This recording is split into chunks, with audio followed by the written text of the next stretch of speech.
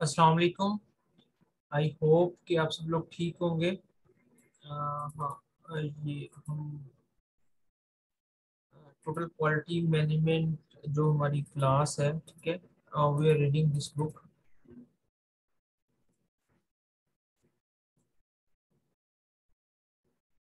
अच्छा जी, इसके अंदर हमने इंट्रोडक्शन देखा था स्टार्ट में।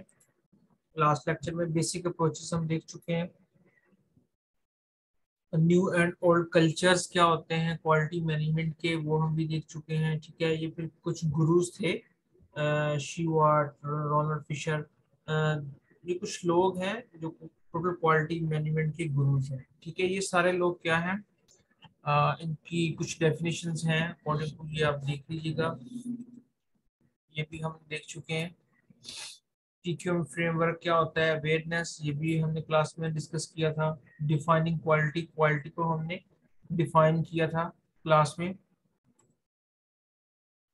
The dimensions of quality, equality की डायमेंशंस क्या क्या होती हैं उसमें, performance, features, conformance, reliability, durability, service response, aesthetics, reputation, these all are have discussed in our class।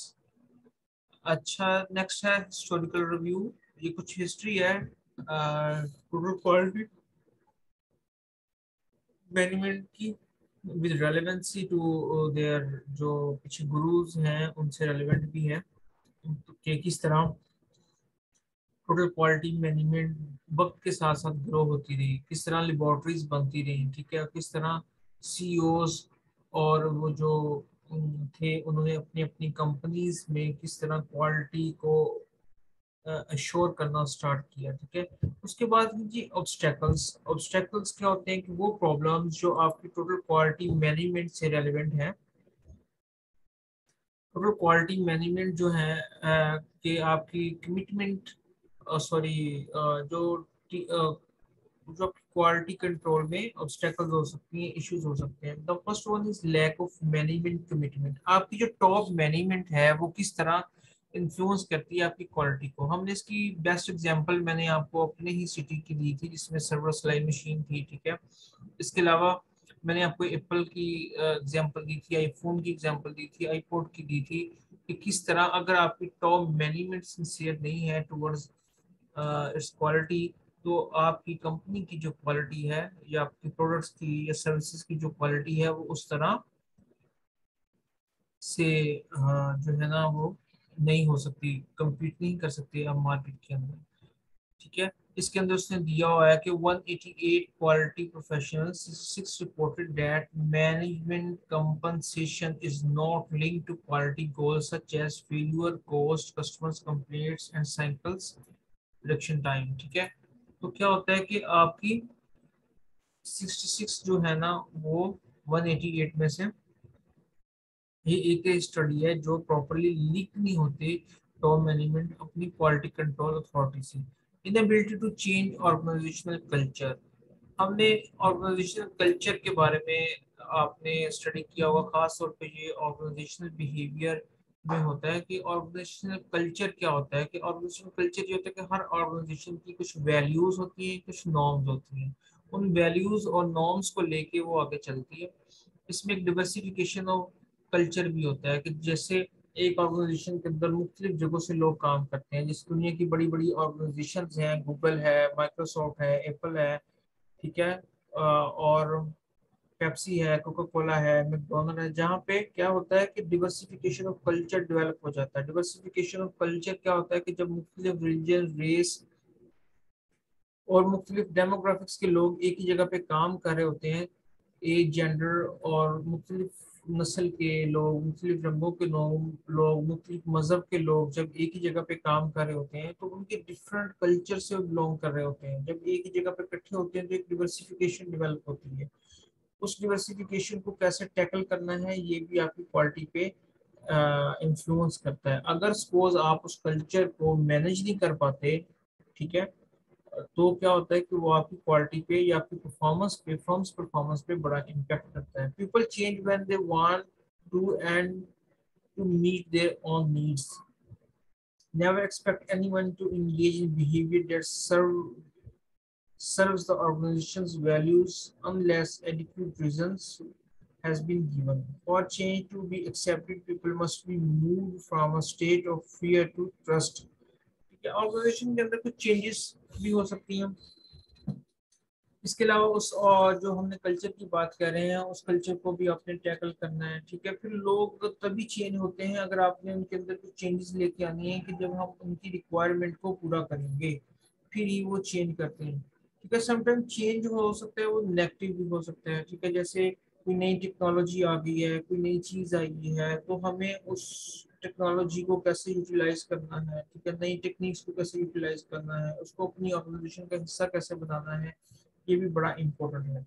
जैसे पाकिस्तान में जब रिसेंटली लैंड रिकॉर्ड सिस्टम जिसे हम पटवार सिस्टम बोलते हैं, पटवारी वाला, तो वो जब ऑनलाइन हुआ था तो बहुत सारे बल्कि न्यूज़ में ऐसे भी लोग थे, कुछ पटवारियों ने कुछ जो सिस्टम थे उससे लोगों ने सुसाइड भी की, दो लोगों ने। हालांकि कंप्यूटर सीखना कोई बहुत बड़ी बात नहीं है, लेकिन वो इतना मेंटली डिस्टर्ब हो गए कि यार ये क्या एक मुसीबत हमारे ऊपर थोप दी गई है गवर्नमेंट की तरफ से कि जो हाथ से काम करने वाले लोग थे अब हमें ये कंप्यूटर यूज करना पड़ेगा।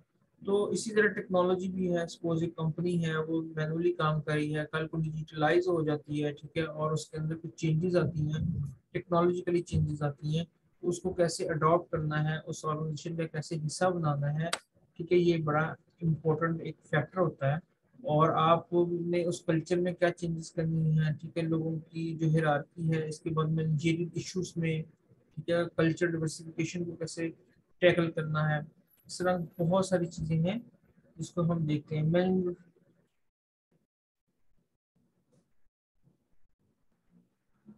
क्या कहते हैं, कुछ हम इंस्पिरेशन भी देते हैं लोगों को, ठीक है, और उसके अलावा कंपेन्स चलाई जाती हैं, मोटिवेट पीपल, लोगों को मोटिवेट किया जाता है, effective for short period of time. Cultural change or the lack of effective communication emphasize on short-term results। अगर आपको प्रॉपर कल्चर चेंज करना है तो प्रॉपर कम्युनिकेशन की आपको ज़रूरत है। तो सारी चीज़ें जो हैं, अगर आपके ऑर्गेनाइजेशनल कल्चर में प्रॉपर चेंज नहीं है या इनएबल टू चेंज है तो भी क्या होगा कि आपकी जो क्वालिटी है, आपकी फर्म की परफॉर्मेंस है, तो उस पर बहुत ज़्यादा इफेक्ट आता है। अच्छा, नेक्स्ट है कि improper planning, sorry, improper planning. Planning क्या होती है? प्लानिंग बेसिकली आपके मिजाज में होती है कि आप इस तरह किस काम को लेके चलते हैं। नॉर्मली क्या होता है, कुछ लोग इतने अच्छे प्लानर होते हैं कि वो अपनी हर चीज को प्लान करते हैं, और बेसिकली ये टास्क है या एक ट्रेनिंग है या कुछ चीजें होती हैं जिससे आप ये करना सीखते हैं। ये बाय नेचर कुछ इंसानों में होती है, कुछ लोगों में होती है। इस तरह अगर आपने planning should be realistic, planning का सबसे पहला जो नजरिया है या पहली चीज है कि शुड बी रियलिस्टिक होनी चाहिए, कि प्लानिंग जो है वो आपकी रियल हो। ऐसा नहीं होना चाहिए कि प्लानिंग आप बहुत अच्छी कर लें। ठीक है, जैसे आप अपनी प्लानिंग करते हैं, जी मैं सुबह उठूंगा और सबसे पहले मैं नमाज पढ़ूंगा, ठीक है, और उसके बाद फिर मैं यूनिवर्सिटी जाऊंगा, यूनिवर्सिटी जाने के बाद मैं दोपहर को खाना खाऊंगा, नमाज पढ़ूंगा, ठीक है, और फिर थोड़ी देर रेस्ट करूंगा, और फिर मैं थोड़ी देर खेलूंगा या कोई एक्टिविटी करूंगा, उसके बाद मैं असर की नमाज पढ़ूंगा, और उसके बाद फिर मैं मार्केट जाऊंगा या मैं कुछ स्टडी करूंगा, ठीक है। और मीन्स कि आप अपनी प्लानिंग में क्या करते हैं, सारी नमाजें इंक्लूड कर लेते हैं और सारी अच्छी अच्छी बातें इंक्लूड कर लेते हैं, हालांकि आप वैसे होते नहीं हैं। और नेक्स्ट डे क्या होता है कि आप 10 बजे उठते हैं। उससे क्या होता है कि आप चीज़ों को रियलिस्टिक अपना शॉर्ट एनालिसिस करें कि आपकी वीकनेसेस क्या हैं, आपकी स्ट्रेंथ क्या है, ठीक है, उसके अकॉर्डिंग आप प्लानिंग करें। अगर आप नहीं सुबह उठ सकते तो आप उसके अकॉर्डिंग प्लानिंग ना करें। अगर आपको पता है कि आप इस तरह के बंदे हैं, ठीक है, जो दोपहर को सोने का आदी है, रात को जागने का आदी है, तो उसके अकॉर्डिंग प्लानिंग करें। तो प्लानिंग जो है वो इट शुड बी रियलिस्टिक होनी चाहिए। ऐसा नहीं है कि वो कोई आप करें। तो इस तरह क्वालिटी मैनेजमेंट से रेलेवेंट भी आपकी जो कंपनी से रेलेवेंट प्लानिंग है, समझाने का मकसद ये है कि प्लानिंग एक तो रियलिस्टिक होनी चाहिए, दूसरी ये आपको मजाज में होनी चाहिए।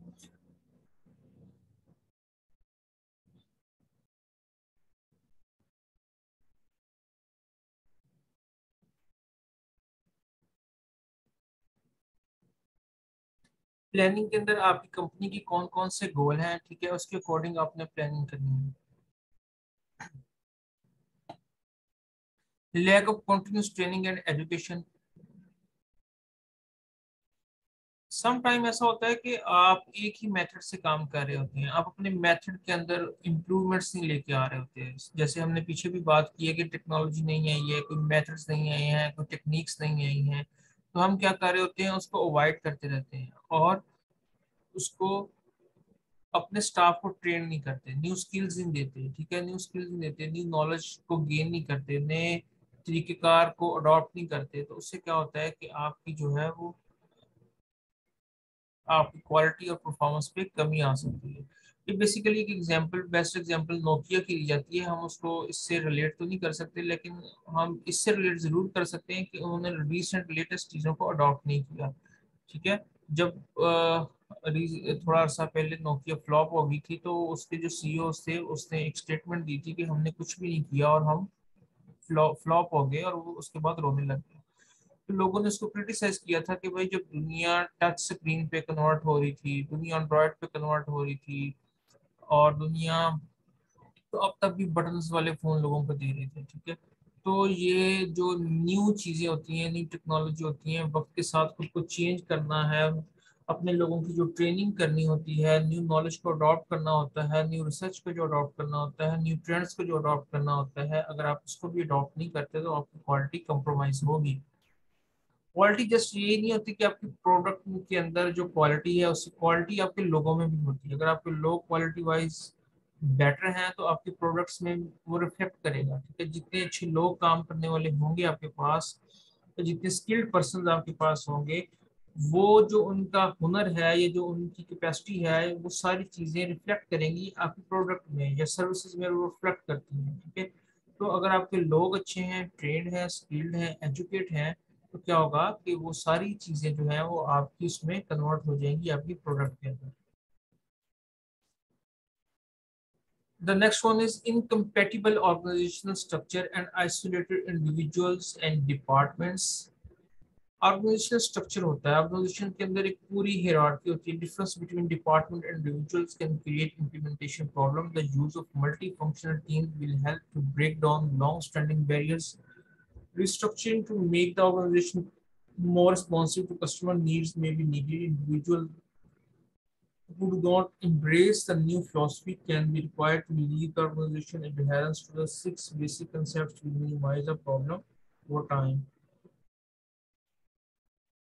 हर ऑर्गेनाइजेशन के अंदर बेटा एक हिरार्की होती है, ठीक है, एक स्ट्रक्चर होता है, जैसे ऊपर सीईओ, नीचे टॉप मैनेजमेंट है, बोर्ड ऑफ डायरेक्टर्स हो सकते हैं, ठीक है, इसके अलावा फिर आपकी मिडिल मैनेजमेंट है। तो सम टाइम आपका ऑर्गेनाइजेशनल स्ट्रक्चर इतना सेट नहीं है, जिससे कम्युनिकेशनल गैप भी आ सकता है, ठीक है, इंडिविजुअल डिपार्टमेंट्स इश्यूज हो सकते हैं, कम्युनिकेशनल गैप हो सकता है, कोई भी जिसे बोलते हैं ना कि अदारों की या इंस्टीट्यूशन टसल हो सकती है, ठीक है। तो ये सारी चीजें भी आपकी क्वालिटी को, एक अदारा, एक डिपार्टमेंट काम प्रॉपर कर रहा है, दूसरा डिपार्टमेंट काम प्रॉपर नहीं कर रहा, तो ऐसी चीजों की वजह से भी आपकी क्वालिटी कंप्रोमाइज होती है। Ineffective measurement techniques and lack of access of data and results. Some time आपकी कैलकुलेशंस, इन शॉर्ट कहूँगा कि जो आपकी कैलकुलेशंस होती हैं, आपकी मेजरमेंट्स होती हैं, वो इतनी स्ट्रांग नहीं होती, ठीक है। आप सोचते कुछ और है, आपकी प्लानिंग कुछ और होती है, ऑर्गेनाइजेशन के अंदर कुछ और चल रहा होता है, एक्चुअल चीज़ें कुछ और होती हैं, जिसकी वजह से आप उसको प्रॉपर मुहैया नहीं कर पाते, ये चीज़ों को उस तरह अंडरस्टैंड नहीं कर पाते, जिसकी वजह से आपकी क्वालिटी कंप्रोमाइज हो जाती है। Paying inadequate attention to internal and external customers. आपके जो कस्टमर्स होते हैं, ठीक है, आप उनको अच्छी तरह अंडरस्टैंड नहीं कर पाते कि वो क्या चाह रहे हैं। जैसे मैंने लास्ट क्लास में एग्जांपल दी थी कि जब मैंने नई नई लाइट्स बनाना स्टार्ट की थी, तो मेरे माइंड में था कि कस्टमर बहुत अच्छी मैं लाइट्स बनाऊंगा, क्योंकि मैं एक पैशन के साथ इंसान जब काम करता तो वो चाहता ना कि वो चीज़ों को अच्छी करें। तो हम भी चाहते थे कि हम दुनिया की बेस्ट लाइट्स बनाएं, बेस्ट चीज़ें बनाएं, बेस्ट पैकिंग हो, बेस्ट सर्विसेज हो। लेकिन थोड़े ऐसे बाद वर्क करने के बाद हमने ये डिसाइड किया कि हमारे लोगों को वो चीज़ चाहिए नहीं है, हमारे लोगों को चीप प्राइस चाहिए, एवरेज क्वालिटी चाहिए जो बस 1 साल तक चले, ठीक है। तो ये सारी चीज़ें क्या होता है कि आप अपने कस्टमर को अंडरस्टैंड नहीं कर पाते, उन पर अटेंशन नहीं देते। जब तक आप अपने कस्टमर्स को अटेंशन नहीं दोगे, उनकी नीड्स या उनकी वांट्स और डिमांड्स का नहीं पता होगा, तो आप प्रॉपरली उसके अकॉर्डिंग क्वालिटी प्रोवाइड नहीं कर सकते। तो ये भी एक गैप है।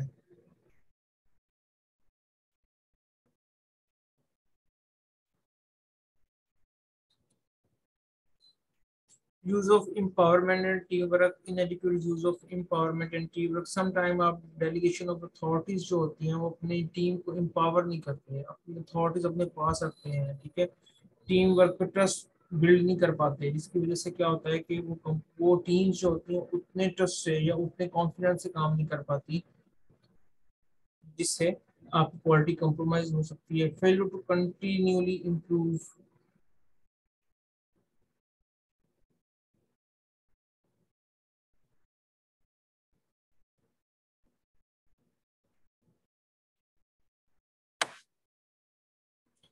failure to continually improve career, it is tempting to sit back and rest on your laurels. However, a lack of continuous improvement of the processes, product and services will even leave the leader of the pack in the dust. You are on the right track. You shall get run over if you just sit here, even though champion mortgage 99 business volume increase 59. It's sometime आप continuously improvement की तरफ नहीं जा रहे होते, आप कोशिश करते हैं, हार जाते हैं, लेकिन फिर आप उसको कंटिन्यू नहीं कर पाते किसी भी वजह से। तो कंटिन्यूस, या आपने एक दफ़ा कुछ इम्प्रूव किया है फिर बैठ गए हैं और फिर फर्दर इम्प्रूवमेंट नहीं की, तो बिजनेस के अंदर या अपनी लाइफ के अंदर कंटिन्यूसली इम्प्रूवमेंट जो है वो बहुत नेसेसरी है। इसलिए कहते हैं learning process should not be stop, कि लर्निंग जो प्रोसेस होता है वो तो कबर तक आपके साथ चलता है, आप उसको स्टॉप नहीं कर सकते। क्योंकि जब आप लर्न करना बंद कर देते हैं, इम्प्रूव करना बंद कर देते हैं, तब आप फेलियर की तरफ जाना शुरू कर देते हैं। The next one is benefits of TQM. ये एक उन्होंने केस स्टडी की तरह दी हुई है, ठीक है, कि उसके क्या बेनिफिट्स हैं। ये कुछ एग्जाम्पलरी ऑर्गेनाइजेशंस दी हुई हैं, ठीक है।